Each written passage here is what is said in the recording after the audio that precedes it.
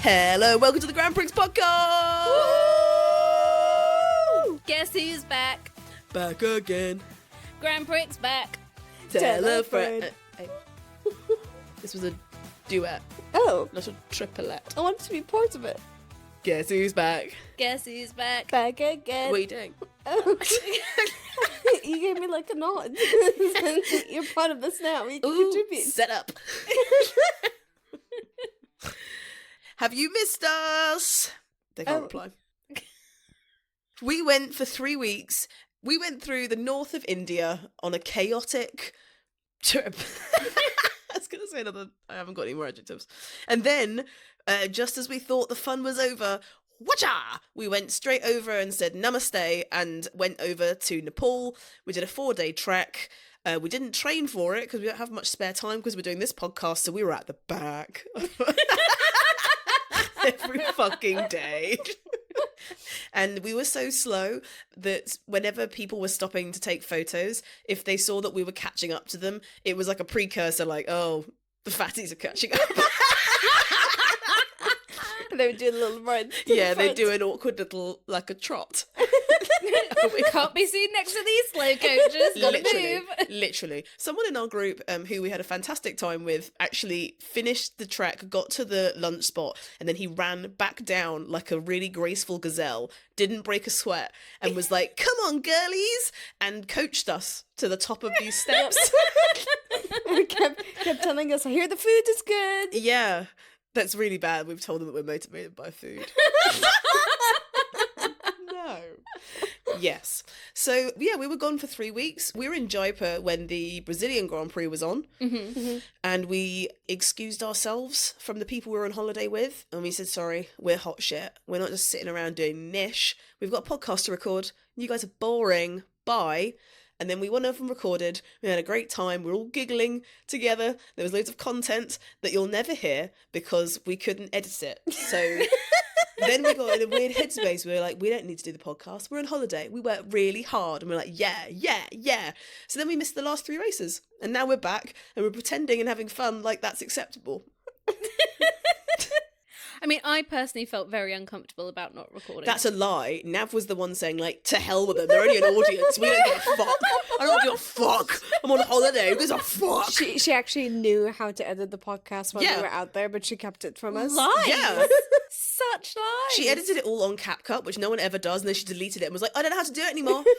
We saw you. Such lies. We all saw you. We all talked about it in the group She chat you went past. purposely pressed play for the recording while we were still talking so she can have an excuse to go and edit it after. Yeah. I'm just hearing lies. I'm kind of shocked. I thought we had a really good time away and we'd bonded and gotten closer. No, there was an undertone you weren't aware of. Moving on. We also did whitewater rafting. Yeah. 2 days. Why do we need 2 days? We didn't need 2 days. No one needs 2 days of whitewater rafting. You know what? We didn't need 4 days of a hike either. No. Nope. I didn't need one evening in a hospital either, but, you know, life comes at you fast. I will say with the whitewater rafting, it was written as if it was a nice little activity and it didn't clarify it was a whole method of transportation. Yeah, I was going to opt out of it, sit in the bus. I couldn't. Yeah. But the point being, we really immersed ourselves in culture. Yeah. Yeah. It's time! That terrified me. I wasn't ready. Are you ready to rumble? Can you tell while we were on holiday she watched the McMahon documentary on Netflix? Why are you always got to be exposing me? What the fuck? It's a good documentary. What I download on Netflix is none of anyone else's affair. Live from the Grand Prix HQ, the most electrifying podcast in sports entertainment. I have no idea who... Am I doing Vince McMahon's voice? You should be trying. Oh, okay. For 23 races, 6 sprints, for 10 long months, they've scratched, they've clawed, they've survived. Brazil gave us chaos. Las Vegas, a double DSQ devastation. Qatar, a strategy catastrophe. And now, under the desert lights, The final bell tolls. In this corner, weighing in 408 points, the 7 wins, 7 pole positions, and 17 podiums, he's been called the bottler, a choker, the next year guy. But this year, he's saying, you can't see me, because I'm too far ahead for now. The papaya assassin.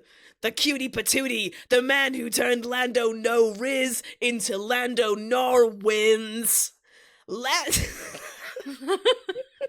Lando the Heartbreak Kid Norris. He's got the lead, but can he keep it? Or will he be known as the greatest artichoke? And in this corner, at 396 points, with 7 wins this season, 70 career victories, 4 consecutive championships, they said he was done. They said that Red Bull was finished. He was 104 points down, buried, kaput, stick a fork in him. But like the Undertaker, he's rising from the grave. Rest in peace, championship hopes! He started from the pit lane in Brazil, and he got a podium. He turned Las Vegas into his personal money in the bank cash-in. He's telling the grid, I am the game. I am that damn good. The reigning, defending, undisputed, unrelenting heavyweight championship of the world. Supermax, the Dutch destroyer, the oracle of overtaking, the king of the ring, Max Verstappen. And the wild card, the Viper in the grass, at 392 points, the 7 wins in only his 3rd season. They forgot about him. Big mistake. He led by 34 points. Then the world turned upside down like Australia. Bowling balled in Brazil, DSQ'd in Vegas, robbed by his own team in Qatar. But history whispers his name.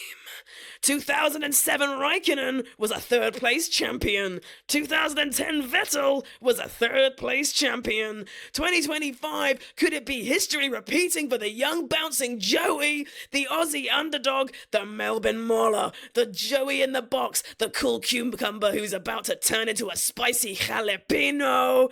On Sunday, he will be shouting, it's clobbering time. Oscar the cucumber, the ice dude, the silent assassin, Oscar Piastri.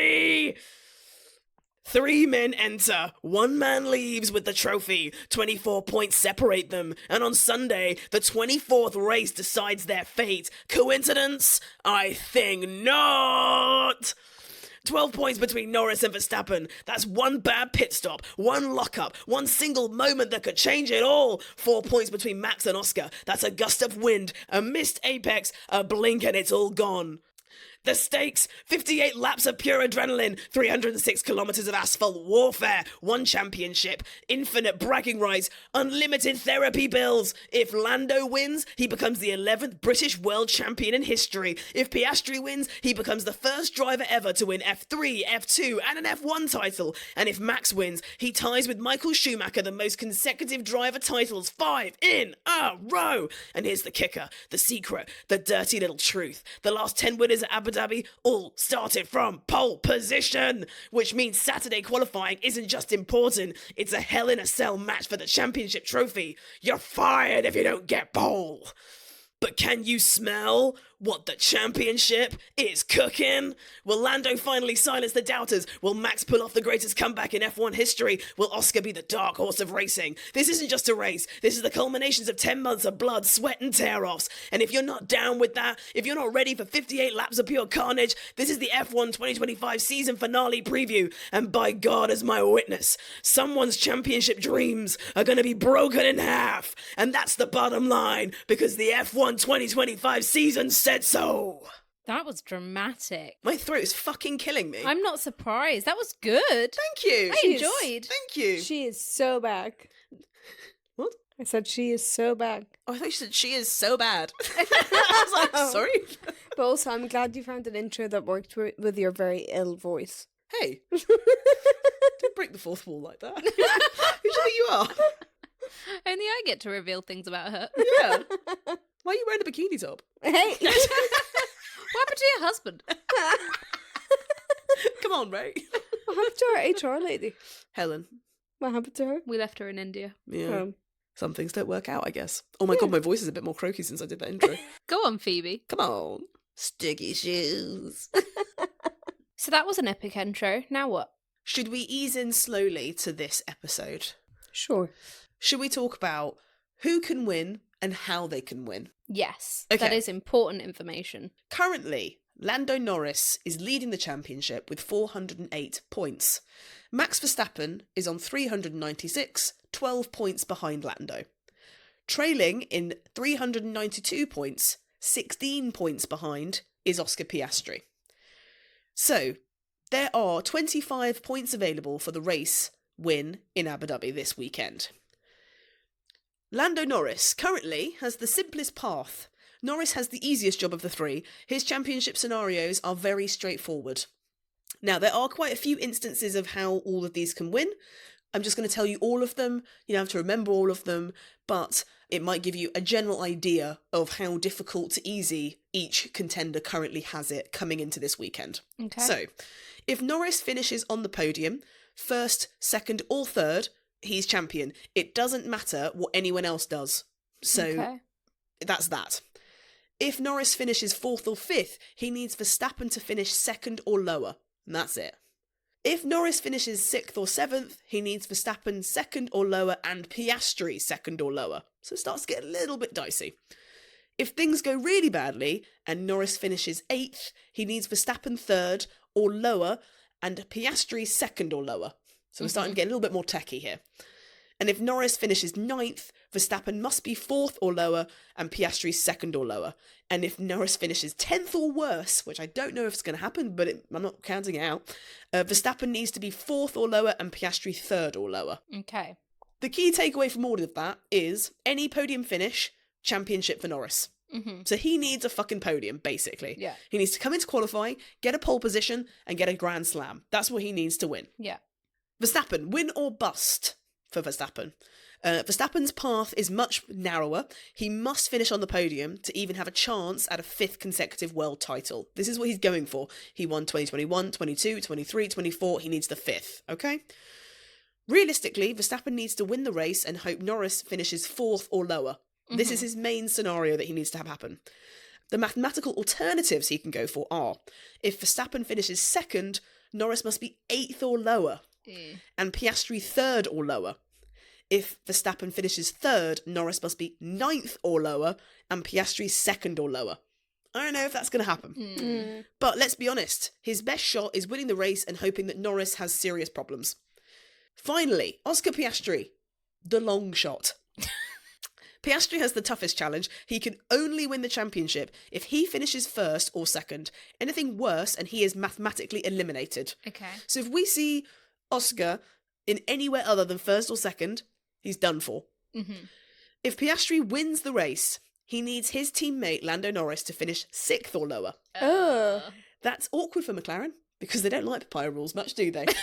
So their drivers would be fighting for each other for the title. So it would be Oscar's side of the garage versus Lando's side of the garage. We've seen how that wins out. Yeah. If Piastri finishes second, he needs Norris to be 10th or lower, and he also needs Verstappen to finish fourth or worse. So, Piastri needs a lot to go his way, and he needs a strong result for himself, and he needs both his rivals to have a terrible race. It's crazy that Piastri is now a long shot. I know. How the tables have turned. How the turntables. How the turntables. After the summer break, you would have said it was like guaranteed. We said several times this is Piastri's championship. Yep. Yes. How wrong we were. Yep. Yes. Well, I've got a summary of some of the moments that might matter. Okay. Whoever loses this championship, there'll be two of them. Well, there'll be quite a lot more, but you know what I mean. The two of them that we care about right now. 19 in total. Yes. So there's going to be two of them that will have moments across their season they might look back on and say, if I hadn't have lost out that many points there, and I hadn't lost out that many points there. But it must be said, for some of the moments for Lando and Oscar separately, it is sometimes their team and the strategy and the choices McLaren have made along the season that really hasn't helped things. Talk us through it. Don't run into the sunset yet. I've got one more thing to say. Oh. What if there's a tiebreaker scenario? Ooh. Here's a fascinating detail for people tuning in this Sunday for this rather exciting race. If the two top drivers end up tied on points, we go to a count back. Can I get some sort of an excitable noise? Ooh. Thank you. Ruby did that with dead eyes, and you know. First, we look at the number of wins. But here's the incredible thing. All 3 drivers have exactly 7 wins this season. Fucking hell. Isn't that mad? So we'd go to second place finishes. Okay. Norris has 8 second places, Verstappen has 6, and Piastri has 4. This means in any tie scenario involving Norris, he wins the championship. Oh, damn. Yeah. Okay. It's actually impossible for Verstappen and Piastri to tie as the top 2 in the standings. I do not know how Lando Norris has managed to pull out this much of an advantage in this titleship crap. Why have I just said that? I meant to say championship scrap. I know, you just forgot the S. Titleship crap. My bad. It's the pressure. And then finally, this is only the 32nd time in F1's 75-year history that the championship has gone to the final race. And only 9 times has the championship leader, going into that finale, not won the title. The last time was Sebastian Vettel in 2010, who was 3rd in the standings and overturned a 15-point deficit to Fernando Alonso. Damn. And the bottom line, Norris - podium equals championship. He controls his own destiny here. Verstappen - must win and hope Norris stumbles early and badly. - needs some luck. Piastri needs a top 2 finish and needs both rivals to have disaster races - the longest shot of all 3. So there is a chance that Piastri just crashes into both of them to hope he doesn't sustain as much damage. If it was the F1 movie part 2, then he would start in 3rd, he'd be on the back foot, and everyone, like the media, would be like, oh, he's not going to do it. He hasn't got it in him. He's not going to win this. And then he'd get in, he'd put the visor down, the engine would go, and then everyone would go, he'd go directly down the middle, just as Max and Lando are battling between 1st and 2nd. They crash into each other. They crash into a helicopter in the sky. They float away like Team Rocket in Pokemon. They go, bling, and then he wins. And Ferrari gets 2nd and 3rd, so they don't have to have a winless season. It's still winless. Oh, yeah. Well, it's a podium. That would be good, wouldn't it? Sean has gotten podiums this year. He hasn't won a race, though. It's true, but they won't be winning. I know, I forgot that part. I was trying to do a Make-A-Wish where everyone won something. But Ferrari needs to make a wish. I've actually heard a very interesting theory about Ferrari, and I'm not mad at it. Oh? They have deliberately thrown this season. Why? I don't think they have the What's skill the set to do point? that. I think it's very much an accident. Also, what a hack to play shit all season and be like, yeah, but that was deliberate. It's like you playing pool. There's no knees. Sorry, fun fact, we learned Reem can't play pool on holiday. No, not at all. No. And I repeatedly said I didn't want to play it. Yeah, and you kept playing it because you get FOMO. You gave the other team multiple double shots as a result of your fuckery. Awful. So the theory goes, last year, obviously, in the final race, they were battling against McLaren for the number 1 position in constructors. Yep. And somehow now, going into the final race, they are 4th in constructors. Yeah, they're out of contention of getting 2nd in the championship standings Yeah. because they rendered themselves pointless and had too much of a gap after Qatar because I Yeah. think they only scored 4 points across that weekend. Yeah, something ridiculous like that, yeah. Yeah. But it's all deliberate. Mm. This is, as their plans go, plan T. Plan throw. Throw the season. Do rubbish. Because what is determined by your championship position? Money. Wind tunnel time. Right. And going into next season, we've obviously got new regulations, and whoever is at the top of the constructor standings is going to get the least amount of wind tunnel time all the way down to whoever's last gets the most wind tunnel time. And going in with new regulations, you want as much wind tunnel time as possible to be able to work out if your car actually works well and is achieving all the things that it needs to in the wind tunnel. So they've deliberately thrown the season to get more wind tunnel time than the likes of McLaren, Red Bull, Mercedes. But then they Allegedly, deliberately thrown the season. I like this as a theory. Yeah, but they also are very closely aligned with Haas because Haas are an unofficial sister team to Ferrari and they're also a engine customer to Ferrari. Yeah. So they could just be doing an old Red Bull trick where they just ask Haas about it, which is what was alleged that happened for the 2022 regulations, and Ferrari came out sizzling hot as much as their car is. Yes. So But I think they are just not great this year.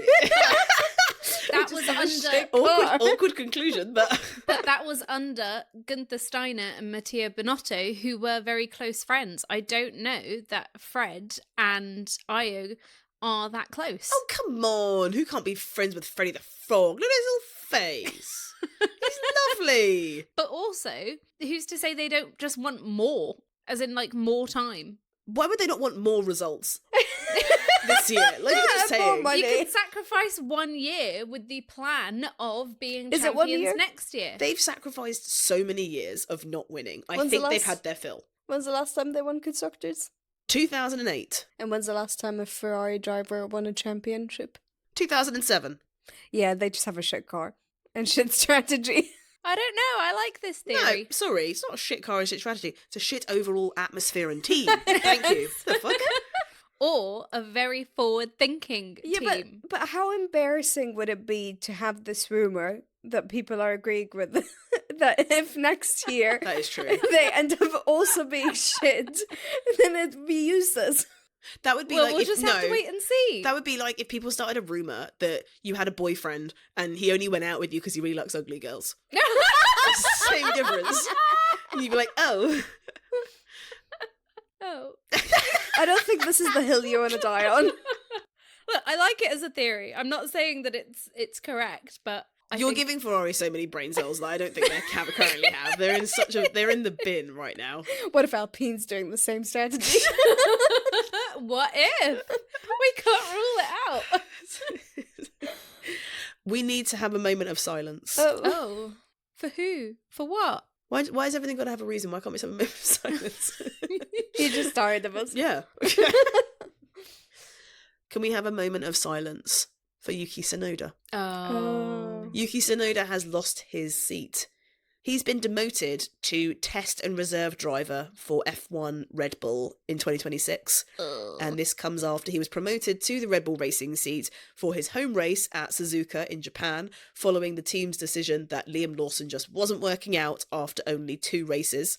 Tsunoda has failed to shine alongside Max Verstappen, leading Red Bull to decide that Isaac Hadjar will be the man to step up into Red Bull Racing from Racing Bulls for 2026, with young prospect Arvid Lindblad confirmed to race alongside Lawson for Racing Bulls. There's no grid spot left for Tsunoda. Can we have a moment of silence for Isaac Hadjar Yeah. for joining Red Bull and his Yeah. career reputation being ruined from 2026? I've and going enjoyed forward? cheering him on this year. I'm still going to cheer him on. I think he's fantastic. I know, but he might not be able to give us reason to cheer He's him always on. going to be Haji the Cute, Yeah. and that will always remain. Also, in a defiant Instagram statement, Tsunoda declared that he's not finished yet and emphasised his determination to work harder than ever as Red Bull's test and reserve driver to prove he deserves a place back on the grid, and he's characterised the setback as something that won't deter him from being the best F1 driver he can be.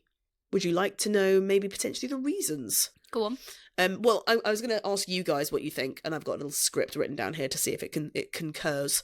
Why did they promote Isaac Haji the Cute? He got a podium this year. He's got more points than Tsunoda.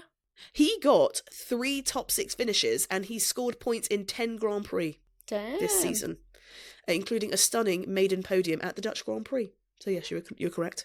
Outscored and outqualified Tsunoda most of the season. Yes, and Hadjar's been able to build confidence on and off track, whilst Tsunoda has lost confidence on and off track, Yeah. was one of my deciding points. Why debut Lindblad? Because he's the new shiny toy. New shiny toy, he's a man! What the hell is a person? They just want to get rid of Yuki. Well, they were impressed with his progression and asked the FIA for a special dispensation to get his F1 super license before his 18th birthday so they could start preparing him for testing.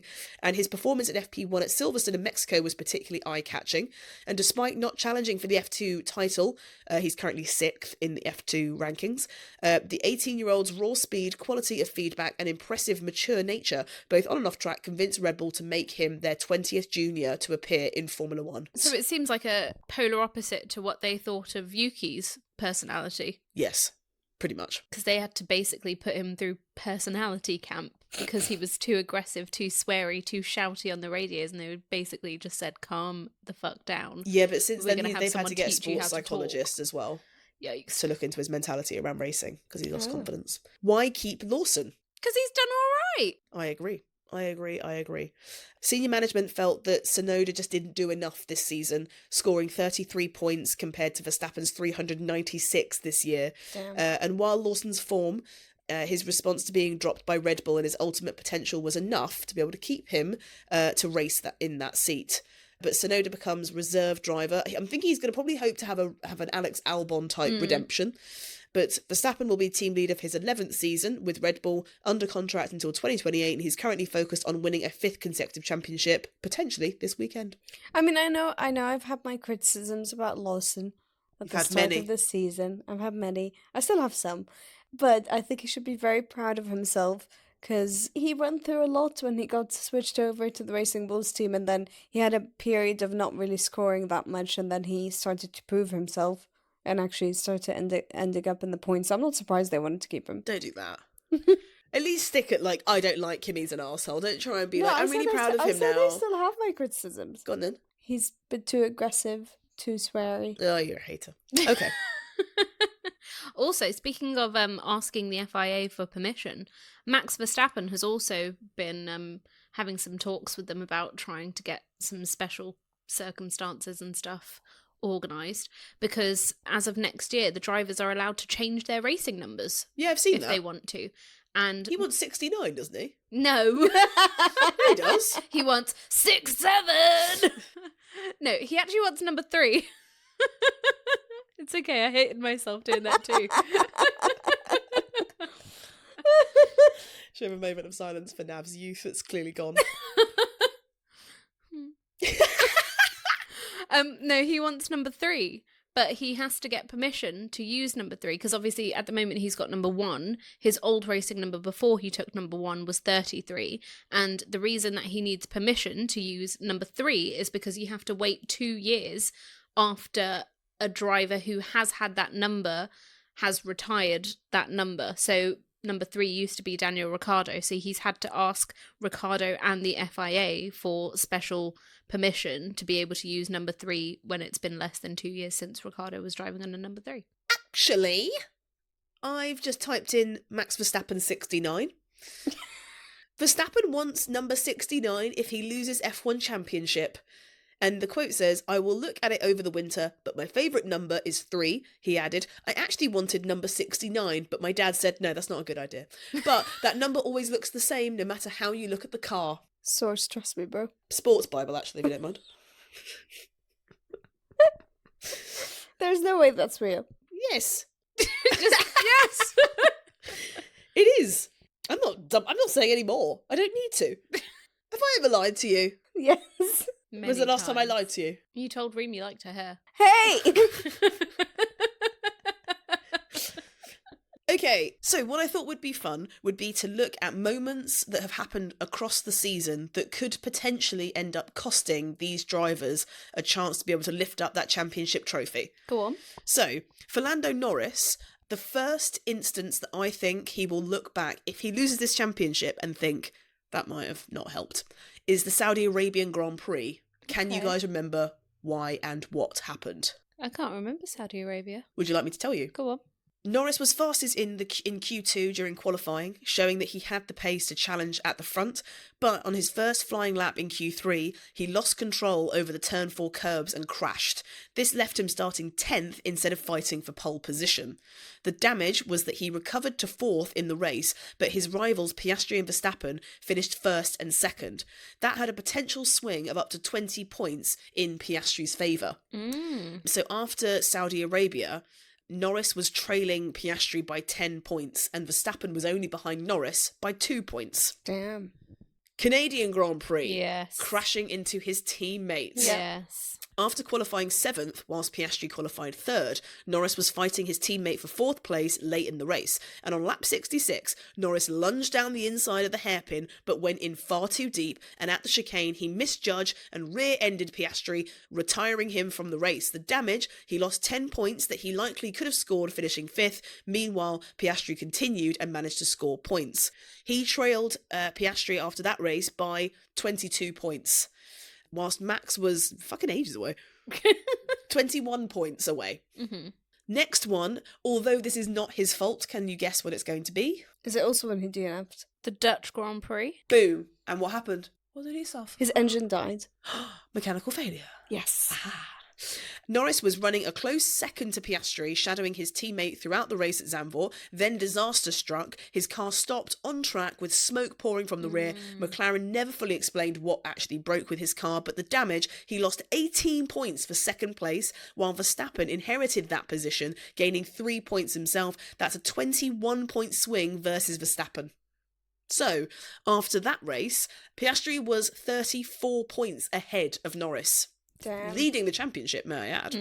And Verstappen was 70 points behind Norris. Damn. My God, Max Verstappen. Then, the final one, the US Grand Prix, COTA. The Austin Sprint disaster. Yes. Now, at the start of the sprint race, pole sitter Verstappen got away cleanly. Norris briefly took second place from Piastri into turn 1, but Piastri tried to cut back. This put Piastri on a trajectory that intersected into Nico Hülkenberg, and the collision took both McLarens out of the sprint. Yep. I'd argue again this wasn't actually Lando's fault Yeah. whatsoever. The damage, Norris likely would have finished second in the sprint, so that's a 7-point swing to Verstappen, who ended up winning the sprint. Las Vegas. What happened at Las Vegas, ladies? Double DSQ. Yes. The race itself went well. Verstappen dominated, but Norris finished second and Piastri 4th. Norris left Vegas with a comfortable 30-point lead over Piastri and 42 points over Verstappen. Then came the bombshell. Both the McLarens were disqualified for excessive wear on their rear skid blocks. Meanwhile, I think the girlies were off at the Ganges. Yes. So, there you go. That was what we were doing. No, I think we were trekking. Were we? Yeah. For Las Vegas? No, we were rafting. We were sorry, different body of water. Yes. Bit cleaner. We were on the Trasuli River Yes, Yeah. in Nepal. in Nepal, No service. bobbing around, having to take directions from a rafting man. Who said he will not save us Yes. if we fell. Yes, very nice culture over there that they do with rafting. They say if one person falls out, one other person is allowed to help them, and if they don't help, Sucks to be you. sucks to be you. That's that. And also, they took us through a grade 4 rapid, and none of us were insured for that one, and none of us really consented to doing that either. They said that once we get through it, there is a 99% chance that we'd capsize, but And we did we didn't. capsize? We No, we survived. did not. We survived it. I had to pull you in though. When Oh, they yeah, said you get down, did. you just kept paddling and I was I panicking. was the for you. only person that didn't hear that call. You know? Only person. But it's okay because I was next to you on the raft. Literally. Thank God for you. After Vegas, the gap went from 42 points down to just 24 points over Verstappen. So there's actually a conspiracy about why McLaren were disqualified in Vegas, if you care to hear. Yes. So the theory is that in the Brazil Grand Prix before Vegas, the FIA found that some teams were using a hidden device that used heat to expand the metal edges surrounding the plank underneath the car, basically shielding it from wear, and they were ordered to remove it, apparently, for the next race. And the FIA had tried to keep it a secret so that they didn't cause a scandal, since it took them a whole season, if not 2 seasons, to find it. And McLaren were obviously one of the teams that had that, which explains why McLaren always looks like the car is extremely low down, because they had that thing that was shielding the plank. And the Vegas Grand Prix is the first race in the season where they weren't able to use it, and McLaren were slow as fuck, and the reason being because they had to raise the car in order to not wear out the plank, and since they had never had to worry about finding the correct height for the car without their little mechanical extra, they basically had to guesstimate and had no experience on it, and were therefore very, very slow, and also the car wasn't tall enough or high enough to not wear out the plank, and therefore disqualification for excessive plank wear. Damn. But also, if you cast your mind back to the China Grand Prix at the start of the year, obviously 2 cars were disqualified in that for excessive plank wear. And from the moment that the FIA took the cars in for inspection to when they had the penalty issued, it was only about 20 minutes worth of basically looking at it before the penalty was issued and the cars were disqualified. So it took them 20 minutes from the start to the end of the process. With the McLarens, however, in Vegas, it took 2 hours for them to announce this thing. So people are conspiring and conspiracying that they basically were trying to work out if they could hide this situation. So I've looked up this theory and a lot of articles come up. One of them is Reddit. Another one is Facebook. Why are you trying to myth bust me today? Let me have fun with a conspiracy. I have gone to a reputable source called The Race, which is what could be behind McLaren's plank wear DSQ shock. And one of the things says, the first thing that can be discounted is some wild rumours that emerged after the Brazilian Grand Prix that the FIA had discovered tricks that had been done by teams. Stories suggested that this involved an unspecified number of competitors using expanding titanium skid blocks that would run lower to the ground to help protect the plank. It sounded like a nice theory, but it was one that was scoffed at by both engineers in the pit lane and also the FIA. Because the FIA would scoff at it. Tactic was the complete opposite of what is actually needed. The priority for teams when it comes to skid blocks is in trying to protect them rather than having them run close to the ground and wear them down more. Ultimately, how much the plank itself wears down is irrelevant, as legality is measured purely on the depth of the skid blocks themselves. You want the skids to be out of the way rather than taking the brunt of the damage.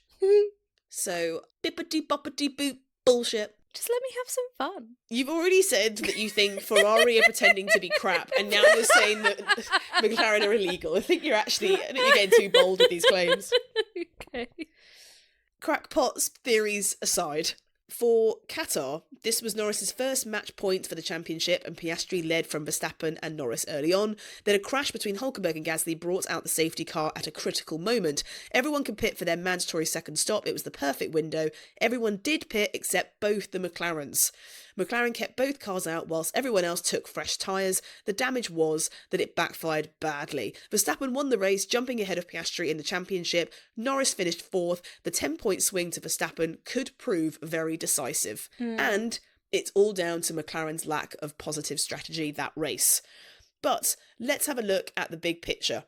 If you add up all of these lost points for Lando across the season, you've got 20 points lost in Saudi Arabia, 10 points lost in Canada, 18 points lost in the Netherlands, 7 points lost in the Austin Sprint, 18 points lost in the Las Vegas DSQ, and 10 points lost in the Qatar strategy fiasco. That's roughly 83 points left on the table through a combination of driver error, mechanical failure, team mistakes, and bad luck. Can I add one more that I think might have also... What theory have you got, lady? Come on. No, what is it? Not Come a on. theory, not a theory. I think in Baku when Oscar DNF'd, and I think it was his first time DNFing during the season, Lando also didn't have a very good race for that one. I think he ended up in like 6th or 7th place, which was very different to where he usually ended up in the podium. And I think with that one, that might have affected his points as well, because that could have been a very good chance for him to recover some points and to start matching up to Piastri. But he didn't. He had a shit weekend. Fair enough. Thank you. See, I had a good I've point. never heard someone make like a statement with "I think" that many times though. It was a self-conscious point. Because you were looking at me with judgment. No, I was just trying to figure out where the story was going. But it was a good point, and I'm very proud of you for saying so. Thank you. Right, should I move on to Oscar Piastri? Yeah. Please do. Oscar began 2025 as the championship leader and the better McLaren driver, I think we can all agree. Yes. In the first 10 rounds, he took 5 wins and 3 other podiums, building a commanding lead. After Zandvoort, which was round 15, he was 34 points ahead of Lando Norris and 104 points clear of Max Verstappen. That's crazy. I know. That is insane. Not even 10 races ago, Max was 100 points behind him. Yup. And now he's ahead of him. Yup. Well, he had some perfect weekends. Like, he had ones where he won the sprint and then he qualified in pole and then he won the actual race. Like, he's done really, really great. He has. The turning point, though, was Baku. Azerbaijan was where it all went wrong. Piastri, who had been virtually mistake-free all season, apart from Australia, crashed in qualifying, and then he hit the wall on the opening lap of the race, suffering a DNF, and the cracks were starting to show. Then he had a 5-race drought. After Baku, Piastri failed to reach the podium for 5 consecutive races. The driver, who had always been on the front row, was suddenly now fighting for 7th place. His blistering pace from the first half vanished completely, and from there he failed to reach the podium for 5 consecutive rounds, struggling with both qualifying pace and race performance where he'd previously excelled. And then we had the Las Vegas disaster. Both McLarens disqualified for excessive wear on their skid planks. This 25-point swing pushed Verstappen level with Piastri in the standings, just 24 points behind Norris. The comfortable cushion had suddenly evaporated for Piastri. Qatar, a glimpse of hope crushed, which I think sounds like a Star Wars title. Yeah, it does. Piastri showed flashes of his old form, winning the sprint and also taking pole. He led the race and looked set to win. Then McLaren's strategy blunder kept him out during the safety car whilst everyone else pitted. He lost the win to Verstappen and, worst, lost 2nd place in the championship. The bottom line, as Oscar heads to Abu Dhabi, 16 points behind Lando, Oscar needs protection from himself and failures for both rivals. A tall order given their recent forms, but his mid-season collapse may have cost him what looked like a certain first World Championship. Yeah. I remember at the start of the season when Lando wasn't doing as well as Oscar, especially after he DNF'd, we had so much criticism for Lando around him basically getting in his head. Yeah. And not performing well, and it's due to his own mistakes. But I think actually Lando was able to bounce back very quickly and show up for the next races. I think Oscar gets in his head.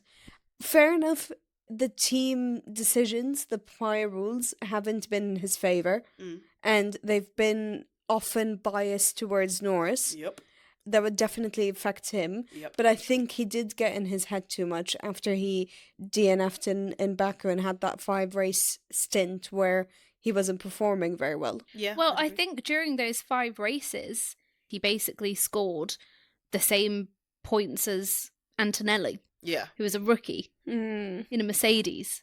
So that's just, awful. But I think unfortunately he peaked too early. And I think that Lando has managed to peak when it matters, which has revived his championship hopes, because they were dead for quite a while during a part of this season. But the team has also played a role in it. Yeah. The team decisions, the team games, papaya rules, whatever. Slow pit stops. Yeah, all of that stuff. Like Monza, obviously, being the standout. Yeah.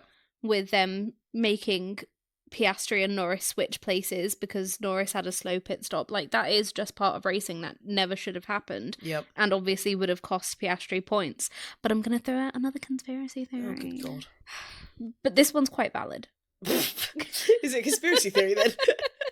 Well, essentially, McLaren did their strategy in Qatar deliberately sacrificing Piastri. Yeah, I mean, it's a difficult one because they said at the end of the race that all of the people in McLaren were quite stunned, and they stayed in the back of the garage, Andrea Stella and Zach Brown and some of the other figureheads at McLaren, and weren't going out to the media. They was trying to figure out what they were going to say and what had just happened, which I felt was a really strange reaction. Yep. Because I thought, well, you decided to do that. Now, I would understand it if it was just Lando and just Max in a tight championship battle, because if you're leading the race and a safety car comes in, if you're the first person to come in, plus you are also the championship title holders for constructors, you might end up having loads of people whizzing past you, and you might struggle to get back out and you'll lose track position. So you might stay out and let your rival pit, and you try and extend your stint because you're trying to keep track position. But if you have both your cars ahead, you split the strategy, because that is just the clever way to do it. You don't put all your eggs in one basket, because what happens if the eggs crack, ladies? And that is exactly what happened. Yeah, so and Oscar that was a himself decision even they said made. that he was speechless at the end of the race. And I completely get it, because it just seemed, if you're staring down a hallway left and right and you've got 2 doors, you don't know which one is the exit, and there's 2 of you, one goes one way and one goes the other. You don't both go to one door, do you, for goodness sake? That's a waste of time. But I can talk you through the possible outcomes for Qatar. So Oscar obviously was dominating the whole weekend. He got pole position, he got the sprint race win, and he was leading in the Grand Prix at the start. He was the fastest throughout the whole Grand Prix weekend. And then on lap 7, the safety car came out. Now, with the Qatar Grand Prix, there was a new rule set by Pirelli and the FIA that there was a 25-lap tyre rule. So you could only go a maximum of 25 laps on one set of tyres. So the safety car coming out on lap 7 was actually perfect. Yep. Because lap 7 was the first lap that you could basically pit on to be able to make it to the end of the race on a 2 pit stop strategy. Yep. Because then you would go 25 laps later, and then after that, the 25 laps would be the last lap of the race. So Red Bull pitted, Ferrari pitted, Mercedes pitted, and all of the back markers pitted. Basically, the only people that didn't pit were McLaren. Yep. Now, McLaren had 3 scenarios available to them. Number 1, pit both cars, which they did not do. So if they had pitted Oscar, he would have most likely won the race. Since he was P1 post-pit stop, he still would have been ahead of Max with fresher tyres. Yep. If they had pitted Norris, he would have pitted and lost positions due to the double stack. He would have had to have held back a bit, and because they would have had to have serviced Piastri first. Which could have potentially caused a penalty. Yes. If he was slowing down too much intentionally to allow a gap, the FIA could have got on him for that. So that is a riskier option. Yeah, and he also would have most likely have been held up in traffic due to all of the cars coming into the pit lane. Was busy as hell. Scenario 2, only pit one car. Oh, the golden opportunity and the best option. Splitting the strategy. So if they had pit Oscar, he would have most likely have won the race and gotten closer to Lando in the championship. Again, since he was P1 and the race leader, he would have, in terms of like how they've done strategy in the past, would have gotten preferential treatment of, you know, do you want to pit? He would have been the one asked the question, do you want to pit or do you want to stay out, because he was leading. Yeah. And if Norris had stayed out, he would have finished in P4, P5 sort of range, which is what happened during the race. Yeah. However, McLaren didn't do this because it wouldn't have been fair to papaya rules. Let's theorise that. And then scenario 3, which is what they obviously did, is pit neither of the cars. And it meant that Oscar didn't win. Yep. And it meant that Lando came P4 or P5 if Kimi hadn't have had that issue during the race and, you know, gone wide and let him pass. And Andrea Stella, the team principal of McLaren, said that they didn't pit for flexibility, which relied heavily on there being another safety car during the race, which is a variable factor. So why would you risk, like, it's a gamble, basically. They said, we're not going to do this because we want to gamble on what might happen in the race, which is so not strategic. Would they have gambled if the Constructors' Championship had yet to have been tied up? Probably not. Won? I don't know they would have. But the damage by not getting the preference as the race leader, Oscar is the only one that really lost out. Well, I was going to say, I don't know if I agree with you that they deliberately sabotaged Piastri, even though they did end up sabotaging him with what they ended up doing. I think it's that they were overcorrecting from the past allegations of, you know, prioritizing Norris not to be equal to both drivers. So maybe for this one, they're like, we're not getting the allegations again, so we're not going to do anything for both of them. Because if we make Norris pit, then Piastri might be like, why didn't you pit me? If we make Piastri pit, then Norris will be like, why didn't you pit me? So maybe they were like, let's just stay out of it. This isn't how you win races, though. No. Yeah, I'm not saying it's a good strategy. I'm just saying I think stupidly they were just trying to overcorrect. No, but I'm saying the philosophy of thinking about both your drivers collectively isn't how they should be doing it. Yeah. They need to be putting yellow caution tape down the middle of that garage, and they need to start saying, this side of the garage, we want Lando to win. This side of the garage, we want Oscar to win. Our strategy needs to be kept secret from the other side of the garage. I want both of the strategy teams to be split down the middle, and you guys come up with only strategies for Lando, and you guys come up with only strategies for Oscar. Yeah. Yes, it's going to create a difficult team environment, but that is the only way you're going to be able to ensure sure that both of those drivers have a reassurance in their mindset mentality coming into this final race and the races leading up to that we've gone through and already seen, that they are completely committed to, I'm going to get you the best result possible. They're still playing the team game because they both decided to follow the same strategy, because they both wanted to make sure they could keep Max behind them. It's not about just keeping Max behind them, it's about making sure they outscore each other too. Because they're all in the championship. Oscar wanted to pit on lap 7, and as the lead driver, had he have been given the choice, he would have taken it. But they didn't really give him that choice, which, I mean, and the whole giving him the choice, we've seen that they've done that with Norris in the past. Monza being the example, they asked Norris, who was ahead of Piastri, do you want to pit you first or Oscar first? And he said in that instance, pit Oscar before you pit me. Oscar got the faster pit stop. Norris then came in the lap after and had the slow pit stop, and that's why he came out behind Piastri and why they then said, oh, swap over because we made a mistake. But that shouldn't have happened, obviously. But the scenario being, they asked the lead driver, what order do you want to pit in? And they would have asked Piastri, as the lead driver, would you like to pit? And had they have done that, Piastri would have won the race. Yeah, agreed. But I also think that this team needs to recognise these drivers are using a level of concentration that is slightly subhuman at points. They've got so many things that they're dealing with all at once, and they're driving so incredibly fast. They're exerting all of this energy, sweating, God knows, buckets of sweat here, there and everywhere. And even though it looks like they're just driving around in a car, it's a very physically exerting sport. What you sometimes can't do is push your body to the physical maximum, push your mind to the physical maximum of concentration, and also be able to look further than just the cockpit and start thinking about strategy options. If a driver has a bad set of tyres on that are worn and they're graining, they can't always be able to see 5-10 laps down the road when those tyres begin to stop graining and they start to then come back with grip and get faster. They need their team to be able to tell them, no, you're going to extend this stint for 10 laps, and if you do that, you will be able to win the race. Whereas McLaren drivers don't really seem to ever get that kind of information.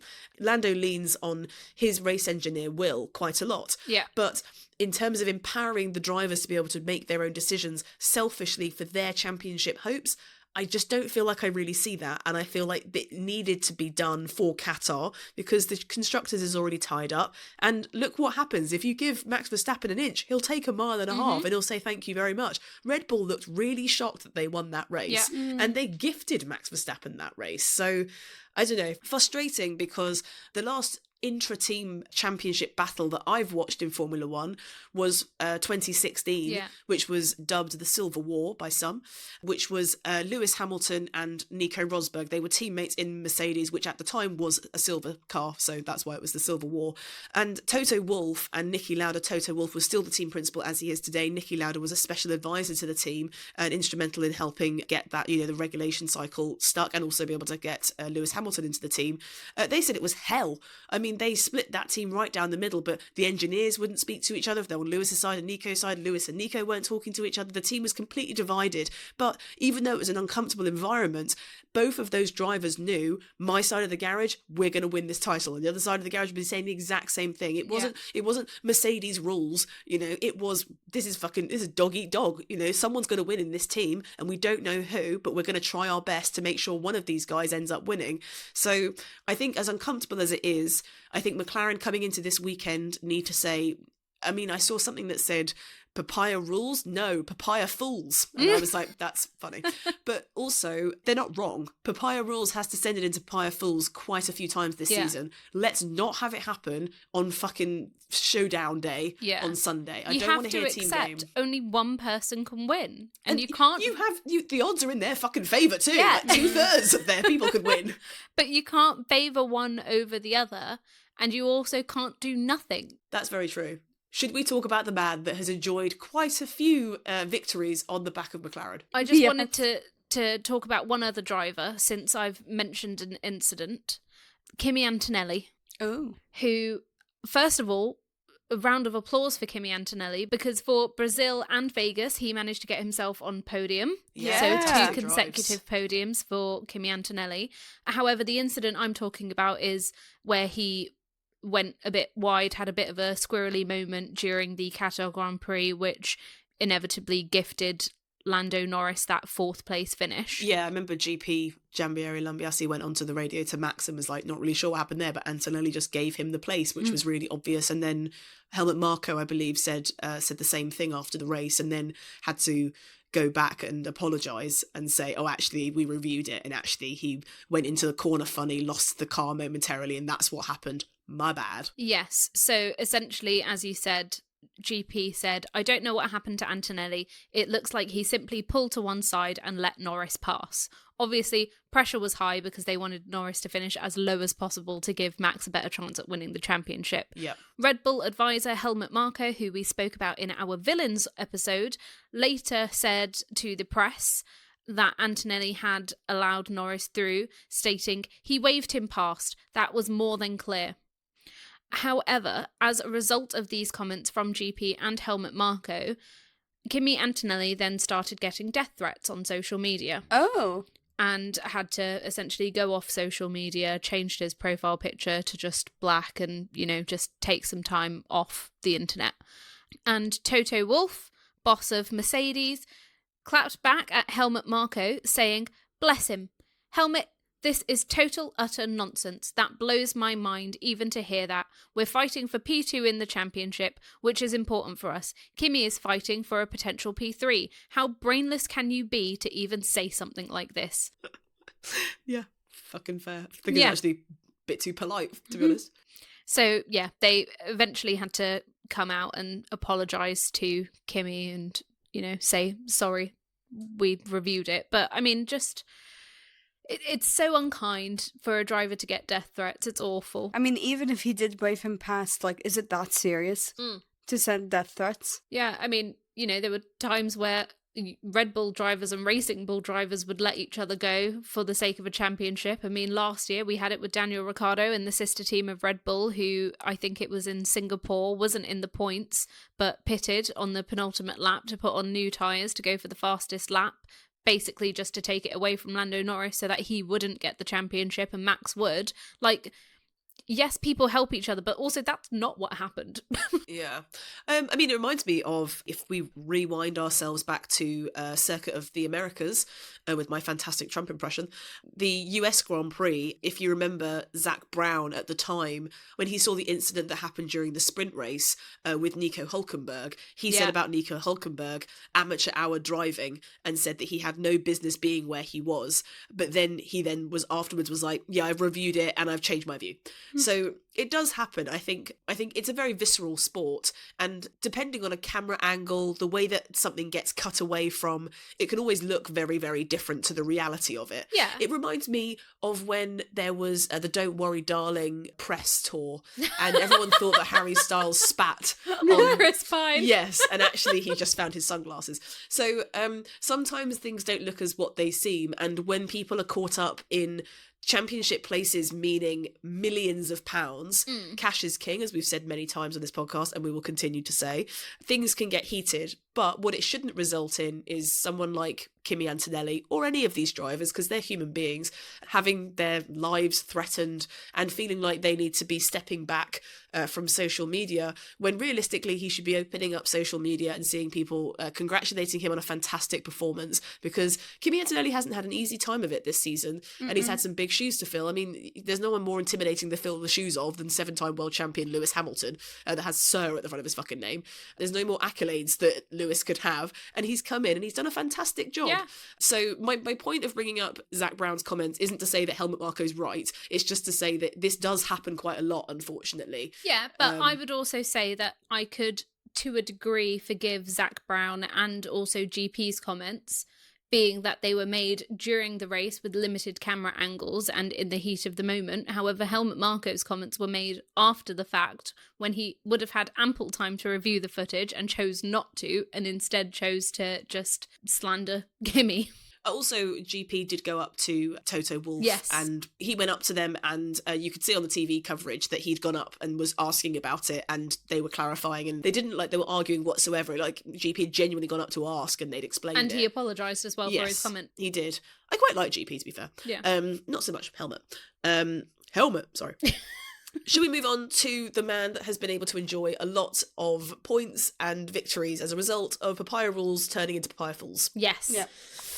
Okay. I think most people would argue that McLaren's mistakes have kept Verstappen in this title contention for far too long. But there are a few key moments that could cost Verstappen the 2025 championship, and here they are. Can you remember the first thing I might say? A standout moment in the 2025 season. When Kimi crashed into Max. No, but a very good Spain. one. Oh. Spain. The Russell collision. Oh, yes. Yeah. 9 points lost. Yeah. Many brain cells lost. This is Verstappen's most significant Many iconic error. seconds. Yes, literally. This is Verstappen's most significant error of the season. At the Spanish Grand Prix, Verstappen admitted he made a mistake by crashing into George. It wasn't a mistake. It was so fucking meaning. So much premeditated. meaning in there. By crashing into George Russell after everything went red for him during extreme frustration. After being told to give the position back to Russell following a track limits incident, Verstappen received a 10-second time penalty that dropped him from 5th to 10th, costing him 9 championship points. Verstappen described getting mad during the Spanish Grand Prix, you don't need to fucking tell that, we saw, as the one part of an otherwise strong 2025 season that he got wrong, characterising it as a red mist moment. You could see the steam coming out underneath his visor. Yeah, I thought he was going to start whistling like a kettle. He acknowledged that this was his biggest mistake and vowed such moments won't happen again. Hard cut to potentially Sunday. The next one is Silverstone. Safety car restart spin. Yeah. Verstappen spun at the exit of Stowe Corner during a safety car restart at the British Grand Prix, dropping him from 2nd place down to 10th. He attributed this to cold tyres and a low downforce rear wing setup that didn't work in the wet conditions, and he ultimately recovered to finish 5th, but lost valuable points when he could have finished on the podium. Mm-hmm. Overall assessment, Max has only dropped meaningful points 4 times this season, twice due to his own errors. Verstappen has made the fewest mistakes and maximised his point scoring possibilities better than the McLaren drivers this season, which is why he remains in contention despite having an inferior car for most of this year. If Verstappen loses the championship by a narrow margin, that 9-point penalty in Spain, but I would say, I forgot to add that DNF. Yeah. That would have cost him a lot of points. Yeah. The Austrian Grand Prix, where he had Kimi Antonelli, it was a racing incident, and Antonelli and Max both DNF'd, where Lando Norris and Oscar Piastri came 1st and 2nd in that race, they then were able to gain 25 and 18 points on Max. So again, that wasn't Max's fault, but it was still a reason why that championship swung, and he stalled out at 155 points, and the British Grand Prix he only then gained 10 points whilst Lando Norris won the race and Oscar Piastri came 2nd. Yeah. So it happened at a point where the McLarens were on a fantastic run of form. But it must be said, I think Max has done a fantastic job. He really He has no business being still in this championship fight. Literally none. So I think that the reason I think he's shown his championship driving ability, because it's fantastic. And at points that car has been a complete dickhead to drive. And yet, when it works for him, he seizes that opportunity. And I feel that Red Bull have gone for really bold decisions throughout this season because they haven't had the car to do so. Yeah. And Hannah Schmitz, who is their head strategist over at Red Bull, stood on the podium. Yes. And too fucking right. And someone in the commentary kind of said, did they think that was almost a jeer at McLaren to say, like, oh, we're going to give our strategist the prize here because she is the reason we won the race. And but your strategist the reason you lost. Yes, but I also kind of was like, well, she's also fantastic at what she does, like in her own right. She has been a strategist at Red Bull for quite a few years. There's been many times that the cameras have cut to Hannah Schmidt looking very serious and sometimes very worried, and yet pulls off these fantastic strategies under incredibly stressful well, when you're backed positions. into a corner, you got to come out swinging. Literally. And that's exactly what Red Bull have done. Yeah. Whereas with McLaren, they haven't been backed into very many corners, and as a result, they've remained quite passive throughout the season. They've not done any really bold moves other than papaya rules, which everyone doesn't think is bold. Everyone thinks is bullshit. Yeah, I agree. We're obviously now coming into the start of a Grand Prix race week. All of the teams and the drivers will arrive at the track as it's all being built, and the cars are being built, everything's getting unpacked, and the drivers will have media days where they take questions from fans and also journalists. And at the pre-race press conference, the 3 drivers show contrasting attitudes heading into this weekend. So, Max appeared the most relaxed. That does not fucking shock me.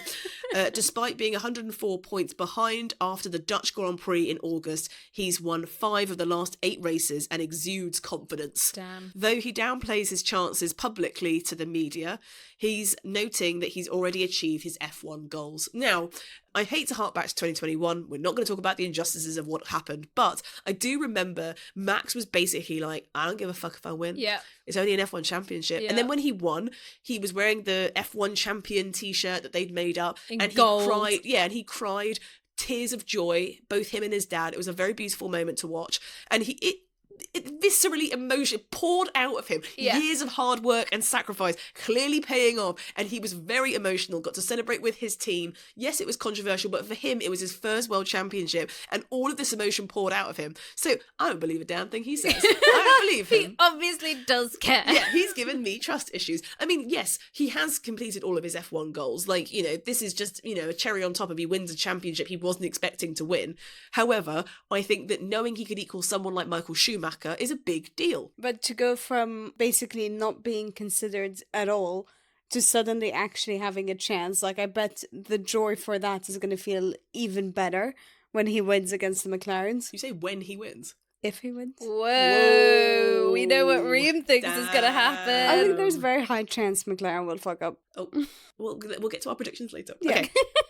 Oscar seemed more confident after a strong performance in Qatar, despite losing a 34-point lead to now trail by 16. He's focused on performing well and believes he has the least to lose of the 3. Historically, the third-place driver has won in previous 3-way finales, as I mentioned before, 2007 and 2010. But you don't really want to relate back to something that long ago to say it could happen. Do you know what I mean? Mm-hmm. If I bought a lottery ticket, I don't want to say someone in my family won 500 years ago, it might happen today. I want it to be, you know, I know I've got a good ticket here. And finally, Lando Norris, championship leader, acknowledged that he has the most to lose, but maintains his head is down, one race at a time approach has served him really well. It's quite interesting to see all 3 of those mentalities. Yeah. They're all good mentalities to have, but just very different. I mean, going back to Max Verstappen's nonchalance a bit, he has also been saying recently that, like, if he doesn't win this year and Red Bull don't give him a good car next year, he's going to retire, basically. Yeah, I mean... And that he's not one, you know, possibly taking a bit of a gripe to Fernando Alonso. He said, I'm not going to retire and then come back, can't be asked, basically, and said, you know, I've achieved what I wanted to achieve. I'm not trying to go for 7 titles or 8 titles or anything like that. I got my championship. I don't have to stay. I'm staying currently because I'm still enjoying it, but... You know, if I want to leave, I'll leave, basically. I think people will interpret that he's almost being like, he's running from a fight of proving himself. I sincerely think that Max doesn't say that with any ego. No. I think he recognises he doesn't have anything else left to prove. Yeah. And yes, it would be great to carry on getting championships, but I also think he's very much a realist and a straight shooter with how he talks, with his language, the way that he expresses himself.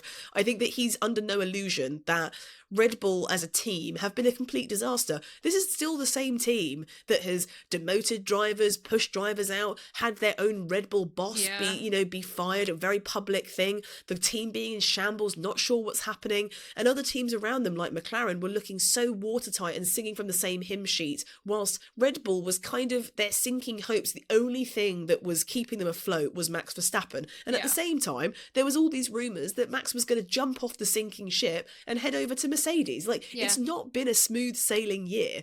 And he's also a new dad. He is, and he's got a partner that he's been with for many years. So it's like, when you look at it, how many years does he want to keep travelling around the world proving, with whether he has 2 titles, 10 or 12 or 4, it doesn't really matter. What he has done for the sport has made a lasting impact, and people will remember the Max Verstappen name for years to come. So whether he stays in or he doesn't, how much more fucking money can you make anyway, for God's sake?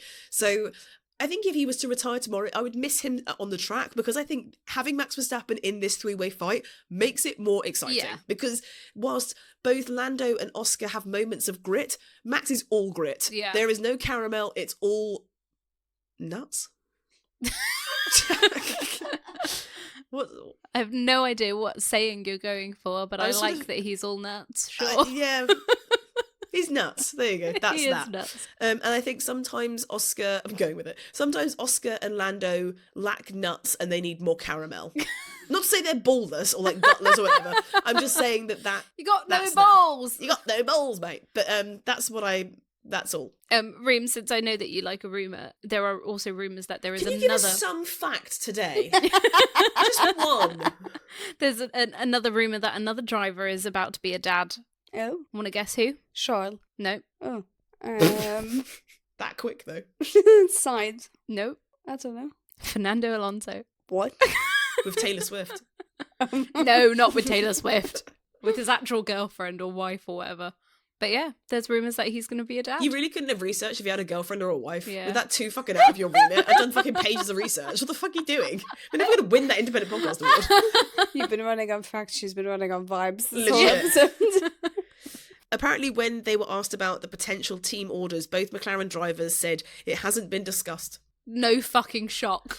I mean, it would be great if they did discuss it, because it's kind of important. Mm-hmm. Norris would personally be willing to benefit from team orders. That's funny, like he hasn't already. All season. But doesn't want to ask for them, while Piastri said he doesn't have an answer without knowing what's expected of him. That's crazy. That says it all, Yup. doesn't it? So one says, if I can sacrifice my teammate and everyone's cool with it, great. And one says, like, I'm waiting for my orders. Yeah. Well, no, he says he doesn't have an answer without knowing what he's being asked. Yeah. Like, if they say, could you move over for your teammate? Well, no, not what you're being asked. What's expected of you. It's not even a question. It's just, you're going to do this. Yeah, but that's my point. It's like, if he gets told, like, okay, and just move over to the right, and they're like, he's like, why? And they're like, you'll just see a car come past. He might be like, maybe no. But I thought, like, why hasn't that been discussed? Yeah. Why hasn't that been an emergency meeting for everyone in Woking? That should have been all on the chat for the last week. It's been like a week, so why have they not been Literally. travelling together, Discussing. having a meal, bring it up? How's everyone's food? How's everyone feeling? Are we excited for Christmas? Who's going to fuck over who for the fucking championship? Like, just bring it up somehow. Like, Jesus Christ. And now I go to my final question of the evening. Go on. The final question of the evening is, if you had a hefty amount of money, not saying you don't, but I don't know. If you had a hefty amount of money and you had to place it on one of these three drivers winning the championship this Sunday, who are you putting it on in the current form that they're showing, with their season that they've gone through, and how the last race has gone, their mentality, their teams, the setup? Who are you putting it on? Norris. I'm putting it on Max. Damn. You think Norris is going to come lower than fourth? I think that Max has an ability to make sure people end up behind him. He's going to put his head on a wall. Yeah, I think that... Well, why did I say yes to that? No. I think that Abu Dhabi is normally quite a chill race, and you don't see that many pit stops, you don't see that many safety cars. However, you do see some fuckery afoot here and there, historically. We've seen Max have razor blades on his elbows. There's only one driver we say that term about, and it's Max. Yeah. And I'm not saying that he's a villain or a saint or anything in between. He's just a person, but his natural driving style is very bitey. And I think that whilst Oscar and Piastri are very polite, friendly... Oscar and Piastri. Oh, shit. I think that Lando and Oscar are both very polite Jack Russells. Max Verstappen can morph into a fucking wengwolf. Max Verstappen can morph into a Max Verstappen. Oh my god. Shit. Max Verstappen can morph into a... Max Verstappen can morph... Max Verstappen can... Morph. What is it? Morph. Max Verstappen can morph into a werewolf and kill. Was that everything you wanted it to be? Not really. You guys didn't even reply. I think Lando will win the championship, but I don't think he will win the race.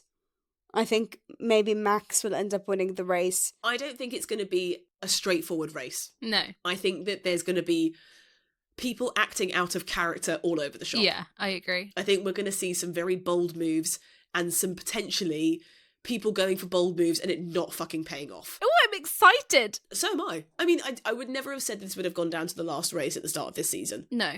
I thought Piastri would have had it wrapped up by Singapore. I thought it was going to be won before. We've made jokes where I'm like, boring. Like, over it. Just hand in the trophy. So if you think about how long ago they won Constructors, and yet the drivers are still wide open, is very, very strange. But thank God for that, because Lord knows Ferrari and Mercedes aren't quite there. So we don't have long to wait. As it is currently midnight, it is technically Friday for us. And we don't have long to wait until we finally get to see those 5 lights go out and either Lando Norris, Oscar Piastri or Max Verstappen will be lifting up a very, very, very heavy trophy on Sunday. For constructors, is P2 wrapped up? Is it determined now? No, or P2 isn't wrapped up. The fight's still on? Not for Ferrari. Oh, so Mercedes and Red Bull? Yeah. Damn, okay. So, 2 fights to look out for Abu Dhabi. But P4 is definitely Ferrari, P5 is definitely Williams. Oh, good for Williams. I know. Helped out by Sainz's recent podium. Oh, yes, second podium of the season. My man. Your man. He's doing well, He is. And actually, I have something fun to tell you. This is dubbed the Sainz effect.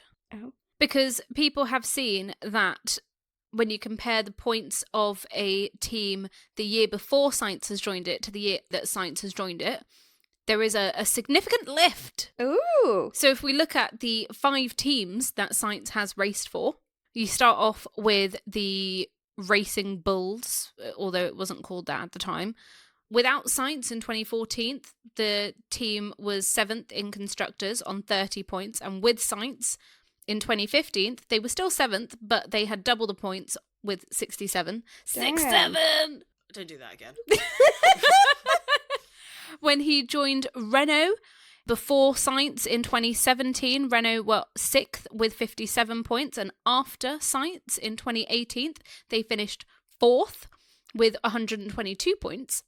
Then we move on to McLaren. Without Sainz in 2018, they were 6th with 62 points.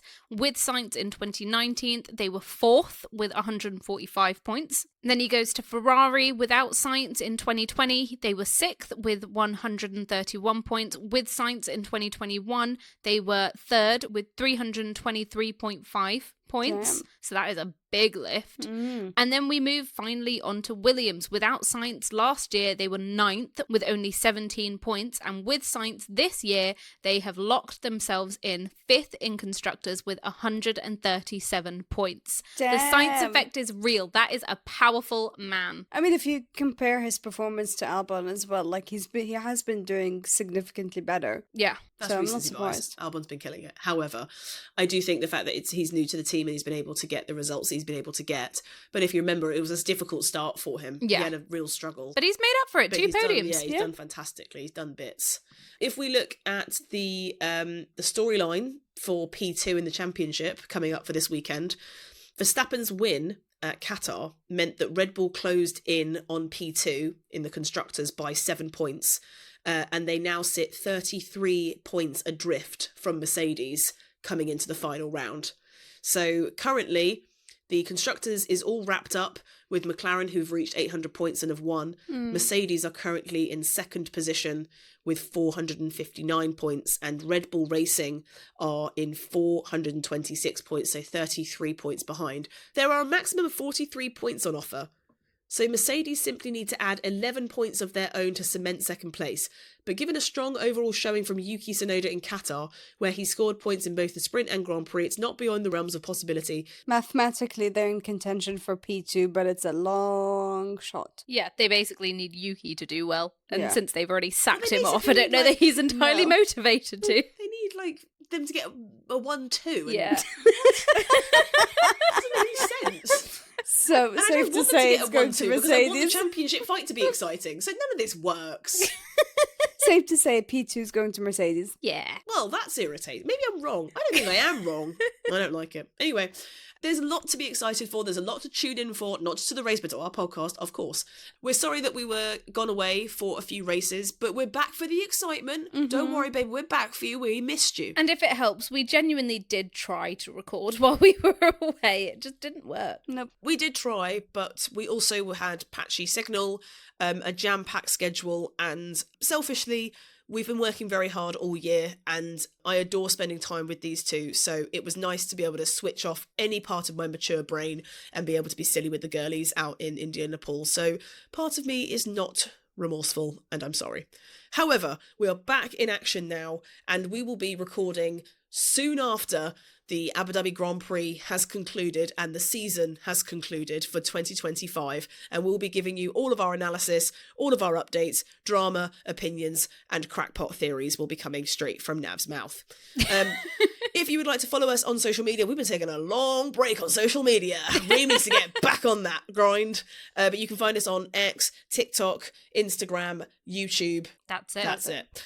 And let us know if you missed us.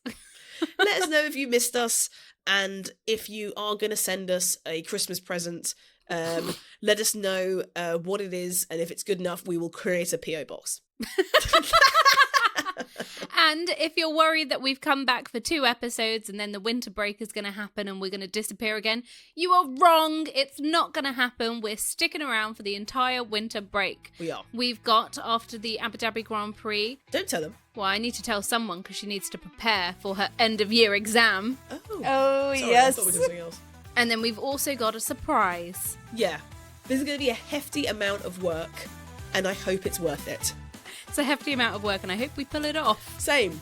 But we will be hitting you with a lot of different content, so don't worry, don't despair. We will try and be creative, pizzazzy, and fun as always. We have missed doing this podcast, but I am now missing my bed, so let's wrap it up.